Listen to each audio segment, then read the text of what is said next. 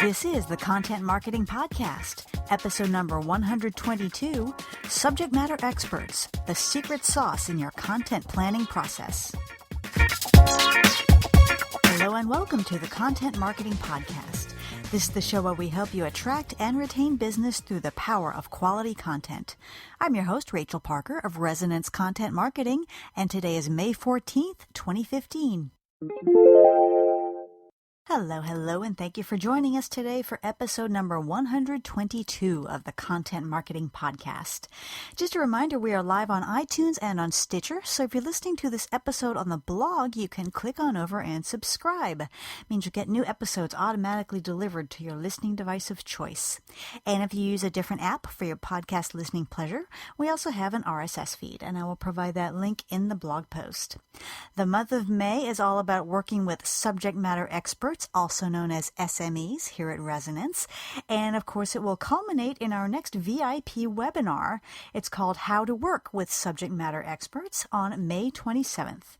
To grab your spot, go to resonancewebinar.com. And if you happen to be unavailable on May 27th, I encourage you to sign up anyway, because we always send out the recordings after the webinar has finished. So you will still be able to get access to that wonderful, juicy content.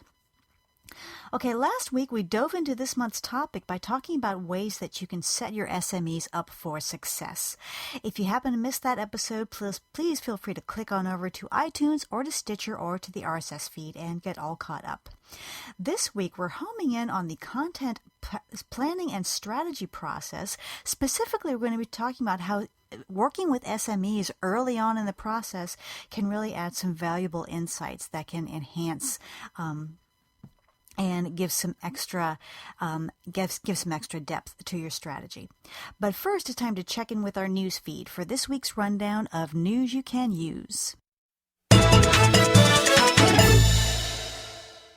Some really exciting news from LinkedIn to kick off this week's news feed. LinkedIn is introducing analytics for your publications. So just to give you a little background, LinkedIn, as of probably about a year ago, opened up its LinkedIn publisher capability to all users, and now it is rolling out full analytics and statistics on your posts that are made on this publishing platform. As I understand, it's in the process of being rolled out to all users, so I'm not sure when that rollout will be complete. But it does show you it's a pretty robust dashboard. It shows you not only the number of views and likes and comments and shares, but it also shows you a timeline of views. So you might see, so you can see how many views you're getting from day to day to day. You also get demographics of your readers. It talks about the different industries your readers work in and the different job titles, male versus female, et cetera, et cetera. You also get a rundown of the individual people who liked, commented on, and shared your post.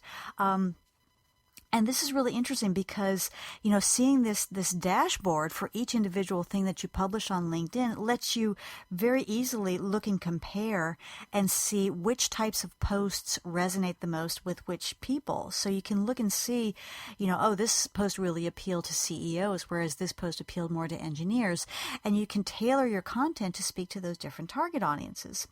Also, it's really handy to see those individuals who interact with your post. Now, of course, you can see that in your regular, just by looking at the bottom of the post, but it's really handy to see just that amalgamation of people, because you can look for, of course, you don't want to stalk everybody who has ever liked or commented on one of your posts, but if you see the same people popping up all over and over again, if there is someone, specifically someone in your target market, or maybe someone who's an influencer whom you see frequently liking and commenting on and sharing your post, then it might be a good opportunity to open up a conversation and take that to the next level. So really, really good stuff from LinkedIn. And if you do not have these analytics yet, I'm trying to remember where they are when I accessed it on mine. I think it's if you go to who's viewed your profile. If you have access to those analytics, there'll be another tab that says who has viewed your publications or who's viewed your posts. So if you have access to it, it will be there. And if you don't yet, then hang tight because it will be rolling out to everyone very, very soon. Okay, some more news out of Meerkat. Remember our friends at Meerkat? That is the super, super hot live video streaming app that was introduced at South by Southwest earlier this year. And Meerkat has announced that it is adding Facebook support. So it started off simply integrating with Twitter, and Twitter turned around and bought its own app. So it bought Periscope, which it launched to the public.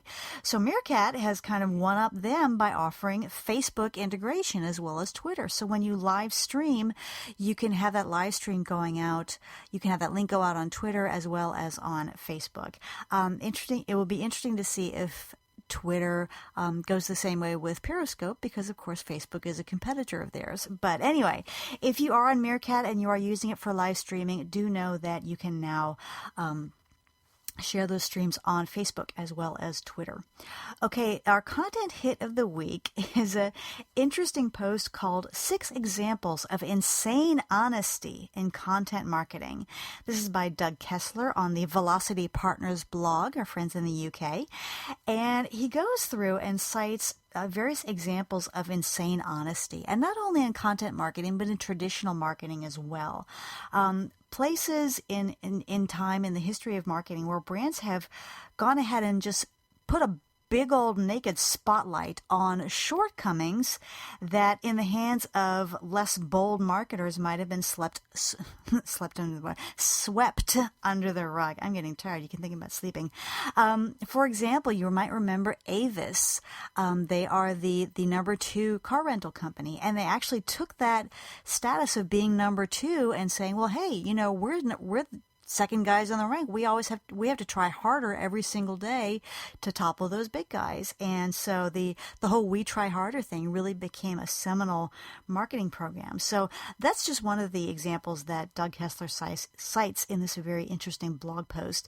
And he goes into more contemporary examples as well. And I think this is important because, with content marketing, it's all about, I don't say it's all about transparency, but transparency is so important. The slick, polished messaging that's been through 5 different executive approvals and the PR committee and blah, blah, blah. That's the old school marketing. Content marketing is really about bringing the walls down and inviting people in. And in order to do that, we need to be transparent. We need to let people see us warts and all, as Abraham Lincoln once said. So I think this is a really good, and it's also a fun post to read about that transparency and how a lot of brands are really rocking it and being successful in their content marketing because of it. Okay, that is it for this week's, and I will put a link to this in the blog post, of course. That is it for this week's update. If you stumble across something you think might be of interest to your fellow content marketers, please shoot it on over to us so that we can share, and I will provide that contact info at the end of the podcast. Now it's time for this week's Spotlight segment, involving subject matter experts, also known as SMEs, in the content planning process. Just a quick recap on this series that we've put in place for the month of May, focusing on working with subject matter experts. It might seem a little bit out of left field if you look at our previous topics, but it really is. I really felt compelled to devote an entire month to it because so many times when I talk to marketers, when I talk to content marketers about their, how things are going, I so often hear that the biggest bottleneck for them is working with those subject matter experts, working with those SMEs. And I'm hearing, they're not cooperating. They really don't care about what we're doing. They don't think it's important. They're ignoring our requests. They're deleting our emails. They're ignoring our voicemails, et cetera, et cetera, et cetera. So, and for my part, in my 20 odd years of marketing, I've worked with people ranging from, IT guys to brain surgeons. And I've developed a lot of strategies to building successful relationships with these folks. So that's what this month is all about. And speaking of the tactics that we use to build those successful relationships, I find one way to do that is to involve your subject matter experts very, very early on in your content planning process. Ideally, when you're creating the strategy, like from the ground up. Maybe not the very first phases, because it really, it's before you really get into that topic selection. But once you start kind of figuring, you figured out who your target audience is, you've identified the media that you're going to use, et cetera, et cetera. Once you are ready to move into that part about where you talk about these are the topics that we're going to cover in our content, that is a great opportunity to bring in some of the SMEs from across your organization. Really give them a seat at the table when you're creating that big picture. And like I said, involve them as early as possible. And this actually serves two purposes. Number one, those SMEs can really provide some vital insights as you go through that planning process.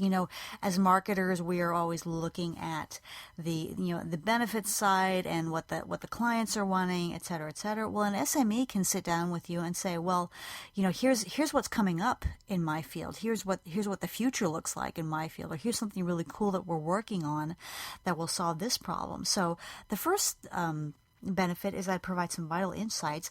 And then secondly, and I don't want to say more importantly, because those insights are tremendously important, but you also give them ownership of that content marketing process. If they are involved at the very beginning of something, they're much more likely to be more cooperative with you down the road, and to be willing to make time in their schedule to meet with you and to talk about topics and to actually produce those blog posts if that's what they've been tasked to do. So when you're in that planning process, once you have that basic framework, go ahead and bring your subject matter experts into those conversations and let them help you figure out what topics you're going to cover in your content marketing. Now, you may have, if you work in a large organization, you may have whole departments full of SMEs who will contribute. There might be an IT side. There might be, your sales folks are definitely subject matter experts. They are experts in your customers. So you want to identify what groups of SMEs you have, and you want to give them a seat at that table. Now, if you work in a large organization, getting everybody who might possibly contribute to your content might be a little unwieldy, but, at least 2 or 3 representatives who can sit down and help you shape things. And then, like I said, that will give them ownership. And when you have those conversations, when you're figuring out, what are we going to talk about in these blog posts, in these white papers, on these podcasts, some questions you can ask them is, number one, what problems does your work solve? They're very they're very involved. They're very embedded in what they're doing. Absorbed. That's the word I'm thinking. They're very absorbed in what they're doing, and their commitment to it usually stems from the fact that they are helping their customers in some way. They are serving a purpose. They are solving a problem. So get them talking about the problems that their work solves. Another question, kind of in the same vein, is how does your work make customers' lives better? How does it improve their lives, whether their work life if you're B2B or their home life if you're B2C? Another question could be, what other problems do customers experience around that same issue?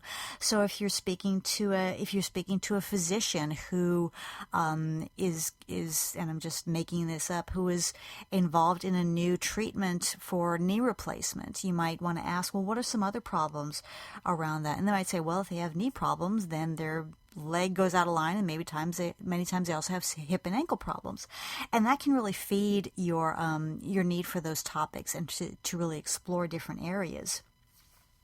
And then a final question that I always like to ask my SMEs, especially the ones who are very active, who go to a lot of conferences, who do a lot of speaking.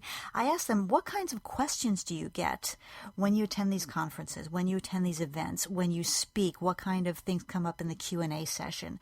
And that really kind of helps open up the conversation, because that is those conferences are their chance to interact with people whom you probably want in your target audience when you start creating this content, and it really helps helps open up that conversation to what people in that target audience are sharing. What do they have questions about? What do they want to know more about?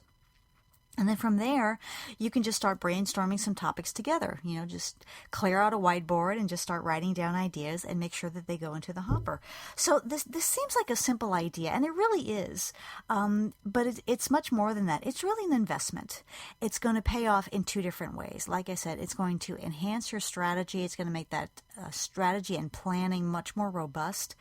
And it's going to establish a really good foundation with every SME who participates. And like I said, participating early on gives them ownership in the process, so that when they get that call about, hey, would you write a blog post for us, or can we interview you for this white paper, it's not just out of the blue. It's not just the latest thing those cookie marketing kids came up with. What are they demanding on me now?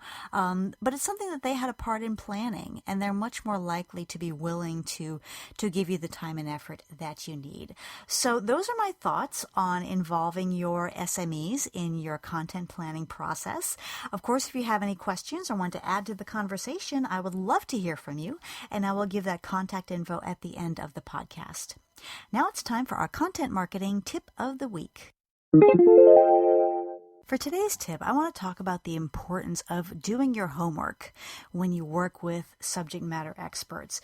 In my experience, I find that nothing ticks off an expert more than just dealing with these flighty, fluffy marketing types who have zero understanding of what they do and don't appear to care, and they just come in and just start making demands on their time and wanting a lot of information, and, in the case of content marketing, wanting them to contribute to something that they just don't even get. So what I advise you to do is to go against that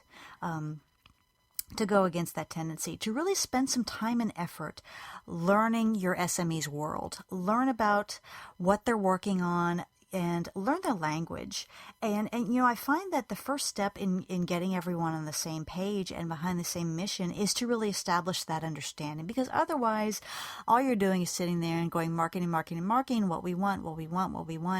And it really will behoove you to do a little bit of studying. Understand the products and services that your SMEs are working on. Understand what's going on in their part of your industry. Learn some buzzwords. Come up with ways that of educating yourself so that you can have an intelligent conversation with them. And that homework is going to pay off very handsomely. Number one, it's going to help you ask better questions. And number two, more importantly, it's going to show your SMEs that you really do want to establish a successful working relationship. So make sure that you do your homework. Okay, campers, that is it for me today. I hope you've enjoyed this episode of the Content Marketing Podcast. If you like what you've heard today, please feel free to subscribe on iTunes or Stitcher or via our RSS feed. And if you really like what you've heard, please leave us a quick review on iTunes. And I want to say thank you to everyone who has left us reviews thus far. For more information about content marketing, you're welcome to visit our website at resonancecontent.com, where you'll also find links to our pages on Facebook, LinkedIn, Twitter, and other social networks. I also invite you to check out our monthly webinar series. Yes, we have a VIP webinar on the fourth Wednesday of every month, and the next one coming up is called Working with Subject Matter Experts. I would love to have you join us, and to grab your spot, go to resonancewebinar.com. And again, if you cannot be there on the 27th, I encourage you to register anyway, because we do send out the recording after the webinar has ended. As always, I like to leave you with a quote, and today's comes from Herman Melville. He once said, quote, "It is better to fail in originality than to succeed in imitation," unquote. Again, this is Rachel Parker with Resonance Content Marketing. Thank you again for listening, and we will see you again next week. Take care.